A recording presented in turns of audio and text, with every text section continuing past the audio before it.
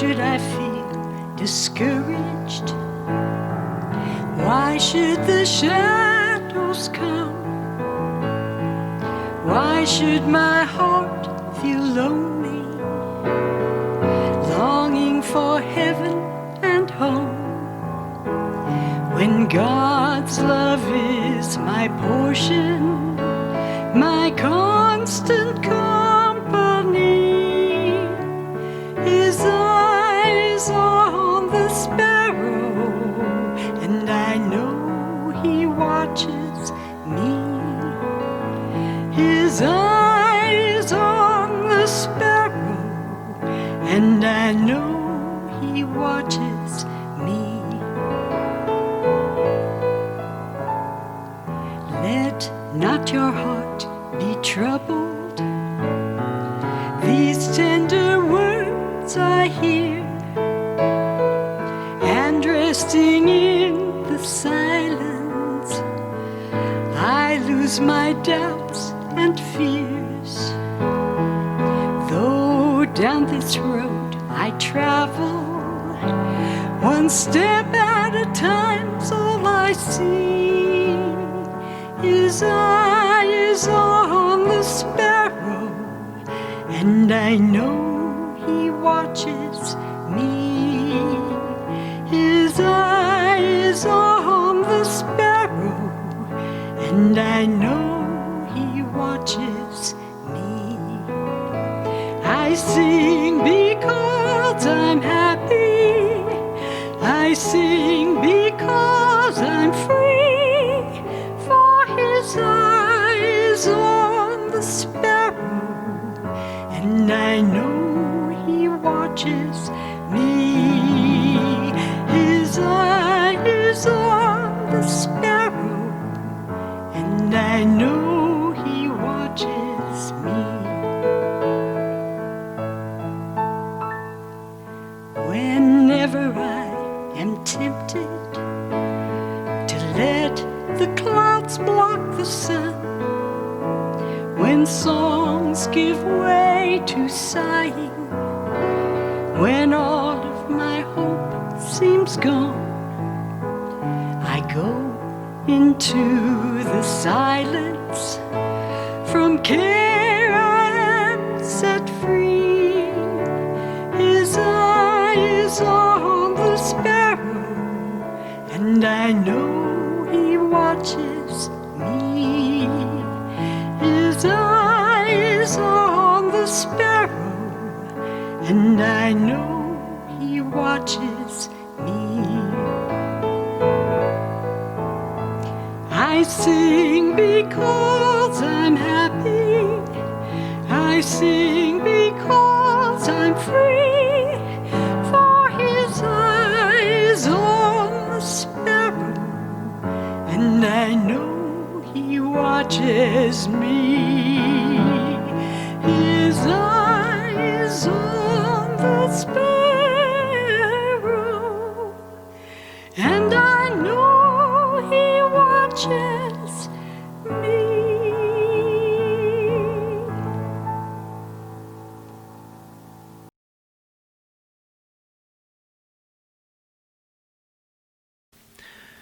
All right, the forgiveness principle today, and this is by request also, actually via email. Somebody said they would like me to discuss this idea of forgiveness because they were going through a situation that they were having a great deal of difficulty letting somebody go. And I don't suppose any of you have ever had that experience, but just in case you ever do, this might be helpful to you.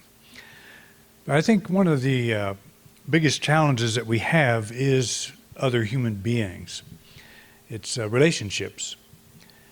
That's there are three basic things that we pray for, according to some statistics. One is prosperity, another is health, and another is human relations. And those three areas pretty much cover, quite a bit of ground in how we express life. course, there's always the toilet breaking down. That's another thing we pray for. Been praying for that this week. But that's a body-oriented thing, and as all of these things are, actually. And that's an important thing to take note of, because I was reading, going back through chapters 6 and 7 of Matthew, which embodies the Sermon on the Mount. And I would encourage you to go back and read this from the point of view of what is Jesus really saying here. He's talking about two ways of looking at life. He's talking about living life from the body-based self-image, or the awareness of the soul. He's talking about how to make a distinction between these. He says that we get involved in the concerns about what we shall eat and what we shall drink and what we shall put on, all the things that are very body oriented. But he poses the question, aren't we more than that? Isn't there more to us than that? And it's very difficult to live practically from a spiritual point of view, to think that to address these spiritual issues that seem to have no relevance when your toilet's broken down. When things are going on outside of yourself, that you need help there too. Well, he says your Heavenly Father knows you need these things, and I've been reminding our Heavenly Father that our toilet's broken down, but so he's on it. He probably worked through a plumber. Those guys are channelers, and he's going to channel the infinite intelligence. Just wish he'd hurry up. But I'm being facetious, as you can tell. But if you go back and read that, it's to me it's one of the best sections of the whole, at least the New Testament, because he's talking about prosperity. He's talking about how do we get along on this planet with a body? How do we have a body and still maintain spiritual standards? It's a very good question, but it's very comforting when you reread it. It's, I think, one of the most soothing aspects of the Gospels. But we're looking today at the idea of forgiveness and thinking specifically about relationships. But I would say that this principle applies to any challenge that you're having in life. And I think you'll understand why when I get through this. But Jesus is talking to Peter when he gives him the keys to the kingdom, or key to the kingdom. And that is, whatever you bind on earth will be bound in heaven, and whatever you loose on earth shall be loosed in heaven. He's saying making a very matter-of-fact statement here. He is talking about, and I'm going to take a leap here, he's not talking about a judgmental God. He's talking about a principle. It's like if I take my clicker and drop it, if I let it go, it'll fall to the ground, just as matter-of-fact as it can be. It's not because I do anything wrong, it's because the law of gravity is at work. And so he's saying that the key to the kingdom, the way to understand the spiritual dimension that we live in now, is that whatever you bind on earth, and does earth mean whatever you bind on this planet, or is earth your daily thinking? Whatever you bind in your daily thinking will be bound in heaven. In other words, I drop this, I let this go, and I'm bound to a certain outcome. That is, the clicker falls to the ground. He's just stating a principle, he's stating a law, that if you bind something in your mind, it'll be bound in law. In other words, there has to be a corresponding result to what you bind. It's nothing personal. It's just the outworking of the law. And so if we understand this, if we get some idea that we're not dealing with a judgmental old man up in the sky. You know, this is one thing the near-death experiencers say over and over and over again, that this whole idea of judgment, they become their worst judge. You know, when they have these life reviews and they see the things they've done that are not so brilliant, that there's nobody judging them. There's no panel of angels or God or being of light or anything that's there judging them. They're watching it and judging themselves, saying, I could have done a lot better than I did. And many of them say it's a very painful thing to go through, but you're doing it to yourself. But the point is that we're not being judged by anything outside of ourselves. When we bind something, when we hold a grudge against someone, or we are afraid, choosing to react to some situation in fear, we're binding the law to behave in a certain way. If I let go of the clicker, it drops. If I understand that, I won't let go of the clicker. I'll hold on to it for dear life. I won't let go of it because I understand the law. It's nothing personal. I just know if I let go of it, I'll lose it. I'll drop it. So if we put it in that perspective, it helps. That if you're angry at somebody, God's not going to sit up in the sky someplace and say, you know, that's not good. We're going to have to penalize you for that because you're not being a good Christian. He's saying you are angry, you're bound by that level of energy. Whatever you bind on earth, the thinking, the emotion, is bound in heaven, or the unseen outworking of that law. So it helps us then say, okay, so I was angry at somebody, so I'm not going to be punished for that. The punishment is actually that level of experience that you're having when you're angry. If you can think of it that way, it becomes a lot easier. This is one aspect of the whole forgiveness principle. So Peter also asked Jesus, when we forgive somebody, how often do we do it? 7 times, and Jesus said 70 times 7. In other words, make sure you're clear. Make sure you clear yourself. Make sure you stop binding whatever you're binding. It's important that we become completely free of the actions of another. Why? Our fixed state of mind has a corresponding influence on the way our life unfolds. Let's say somebody does something to you that's just horrible, and they do it intentionally. They do it to intentionally hurt you. What we come to eventually, and this is not easy to do, but this is the law. This is how the law works, in other words. Their action doesn't hurt you. The thing that hurts you is your reaction. The way you bind something is by reacting. And when you react, you go down into this dark place. And you have all these negative thoughts about that particular person. And you go through this whole thing, as I've said many, many times, they don't even have to be around. You'll go through this dark place, even when they're not there. So where is that happening? That's the binding on earth. It's a perception.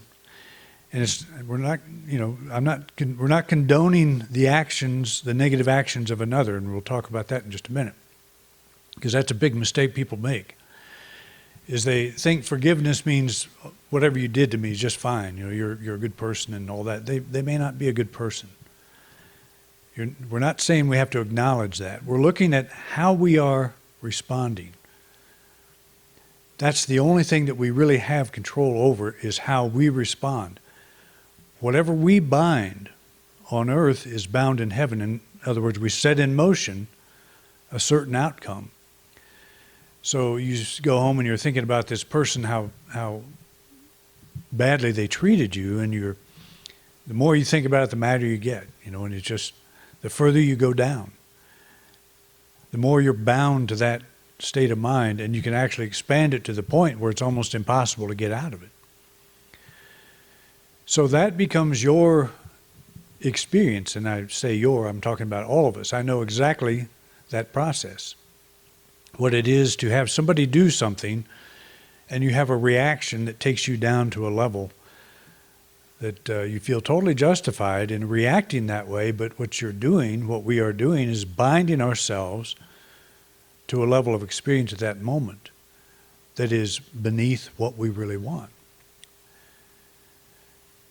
Because the second half of that is whatever you loose on earth is loosed in heaven. That is, if you let go of the energy of the response you're having, then you set something new into motion. You set a new law into motion. That is, I come to the realization that I don't have to drop this. I don't have to let it go.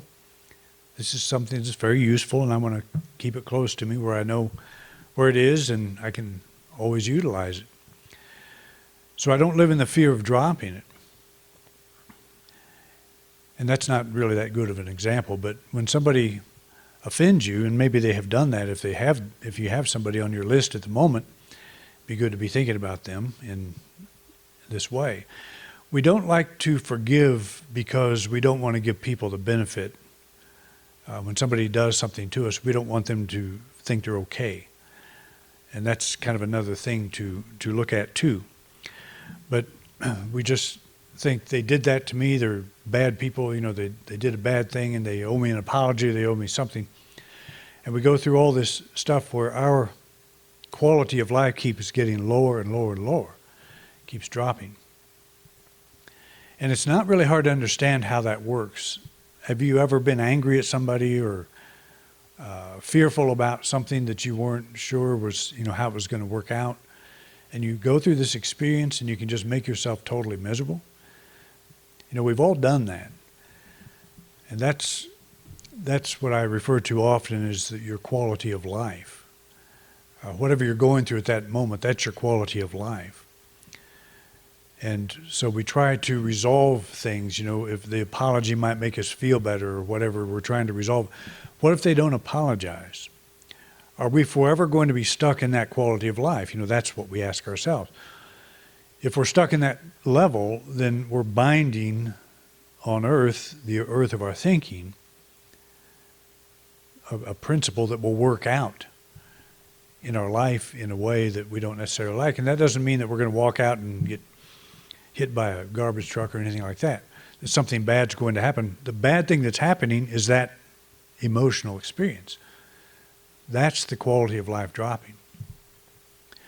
So if we want our life to unfold on earth as it is in heaven, this is the thing. We have to be willing to let go of that energy. And forgiveness is the principle. The forgiveness principle is the way to do this. So take back your power. No one has the power to diminish you. Your negative response toward them is the thing that binds you. Forgiveness is taking back the power you have given to another. When you think somebody hurt you and has the power to hurt you, on one level that may be absolutely true, and you may be absolutely justified in having a negative response to them. Again, we're not looking at just giving everybody a pass in this way. People do need to be held accountable, I believe, for hurtful or negative actions. But what are you going through as the result of their actions? That's what we always have to ask ourselves. What am I going through? Have I let them take something from me? Have I let them take a part of me that is causing me to suffer? And the truth is, nobody has the power to do that. You think of yourself as a spiritual being. Nobody has the power to hurt you. They may have the power to damage your self-image or to unsettle it, to cause it to fly off the handle. But you are not your self-image. You're not your personality. You're not this surface self. There's something much more. And that's always the challenge of the spiritual teaching, is we don't take things at face value. Jesus said, don't judge by appearances, but judge righteously. And what is righteous judgment? I'm a whole spiritual being. Nobody can take anything from me. The only way I can suffer from the action of somebody else, from the words of somebody else, is if I give them that ability to hurt me. So I've given them something. And I'm binding on earth, causing a law to unfold a certain way, that I'm having this low level of experience as the result of my reaction. It's the result of my belief that they can hurt me, that they can take something from me. Maybe you had a childhood experience. I've had some that it's taken me a long time to put in perspective. But I kind of have come to the place where I don't think my parents gave birth to my soul. And this has nothing to do with my parents. I'm just saying the bigger picture of how did I get here. I think I stepped through them like a door, entered this material plane like a door, stepping through my parents. But they did not give birth to my soul. They gave birth to my body. But I'm not my body. So this thing that I am that stepped into this body is whole, has no beginning, no end. It's eternal. And that's the challenge of the spiritual message, is we got to pull ourselves back and kind of rethink how we're approaching life. Am I approaching life as this physical body with the personality and the surface level of identity that is attached to that? Or do I remember that nobody can hurt me, that I am an eternal soul and nobody can hurt me? If you think of yourself that way, you quite possibly have come up with the idea that you've lived before, you've had other bodies. You've done this before. And if that's true, wouldn't you have died before? And what worse thing can happen to you than dying? You know, from the perspective of, I'm a physical being. But say you've been through that.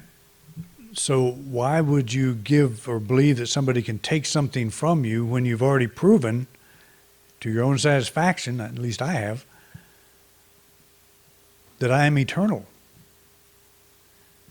That not even death can take something from me. But yet I'm letting this person rob me of my peace. So the challenge of the spiritual teaching is to come back to what is true of you. And that's difficult. But if you read, again, the 6th and 7th chapter of Matthew, the chapters of Matthew, just the perspective that Jesus is laying out, I absolutely believe that that's him. That that's the core of his teaching, is what he says in those passages. It just makes so much sense to me. He's trying to remind people you're not this physical body. It's a garment that you're wearing. And the whole identity you have around that, and that's a strong one, that's not you. And yes, we use that. It's part of how we express ourselves. It's our interface with the three-dimensional world. But I do believe that we've all stepped on this planet by choice. I absolutely believe that. And I believe we did it not because we have a lot of soul lessons to learn, but because we wanted to have this experience somehow. For whatever reason, I think that it is a choice. So did I come here to give my power to somebody that I don't really like? Am I not bigger than that? Am I not more than that? That's our challenge. You know, if this spiritual stuff means anything, then what does it mean in this relationship I'm having that's not working so well? How do these principles apply there? Do I want to be right or do I want to be happy? You know, the old question. It's not easy to do. You know, when somebody does something to you, it is not easy to let them go in this regard, because we want to hurt them somehow, or we want to let them know we're hurt. We want to hurt them by letting them know we're hurt. Look what you did to me. I'm suffering because of you.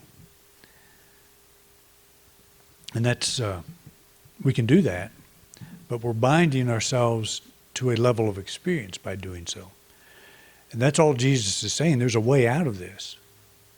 There's a way to get out of that rut. And especially if we've had, like I was saying, childhood experiences that some people allow those to define themselves for their whole earthly tenure. And maybe we all do that in some ways. Our childhood does influence, how we see ourselves. There's no doubt about it. But what if you suddenly realize you've had 1,000 childhoods? Or 2, or 4, just a few.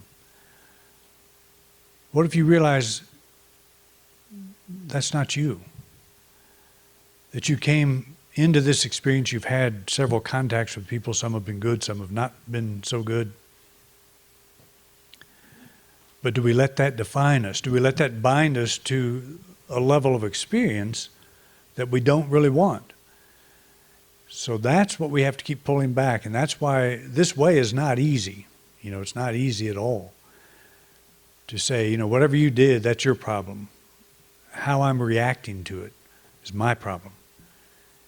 And I'm choosing to loose that, to not bind myself to that level. So can we do that? Can we go off by ourselves, sit quietly, and release that negative energy we're having toward that person or toward that circumstance, toward that situation? Forgiveness is not condoning or overlooking the bad behavior of another. I don't think I can stress that enough, because I think that's how so many people want to see this. They think that's the mainstream Christian way to look at something, is, just give everybody a pass. What it is, what forgiveness is you're seeing yourself in a new light. You are still whole, completely unscathed by anything another has said or done. Free yourself of the notion that they have the power to take something from you. So how do you know when you actually free yourself from their grasp? When you've truly forgiven, is when you realize in yourself that they can take nothing from you. And you feel good with that. You have a different experience. You have a new level of experience. You're free. You will know the truth, and the truth will make you free. That's the key to knowing when you've truly forgiven, you become free. You're not sitting there rationalizing in your mind that, I've got to work through this thing, and I've got to figure out how to see the best and the good in them. That particular person, maybe they will never know themselves as a spiritual being. Maybe they will always be hurtful to you or others. Or it may be that your forgiveness, you're letting them go, changes something in them too. But forgiveness is not about them. It's about you. It's about what you're hanging on to and what you are prepared to let go. And that's important because it always puts the ball in our court, keeps the ball in our court. And that's very important. Because if changing the behavior of another, if your forgiveness depends on them changing, then they're in charge. They're in control of you. And that's, there are times, if you have somebody that offends you and they die, you'll never be able to resolve it because they won't be there to get the apology or whatever you're looking for. Or they'll move away or something. It's not about them. That's what we're saying. Forgiveness is looking at the energy you are hanging on to. What are you binding? What are you bound to? What's going on in you? What's going on in me? Is there anything I can do about that? And the answer to that question always is yes. I can let it go. Because he's not saying one or the other thing. He's saying if you bind something, it'll be bound to you. If you loose it, it'll be loosed. That's the law. It's that simple. And so we don't have to get into the psychology of another person to wonder, why would they do something like that? What did I do to deserve that? What did I do to bring this on? This is another great new thought trap that is very difficult to get out. What did I do to bring this on? So if you are feeling trapped by somebody, what are you doing now to bring that on? That's the thing you can do something about. So I let them go. I let go of that energy. Forget the person and think about only the energy that you're holding at that moment. Can I let this go? Can I release this? And it may take quite a bit of effort. It may take several days, it may take weeks, it may take months. Depends on how long you've held on to something. But you are a whole soul right now. You and I are whole, complete souls right now. Nobody's taken anything from us that we were not willing to give.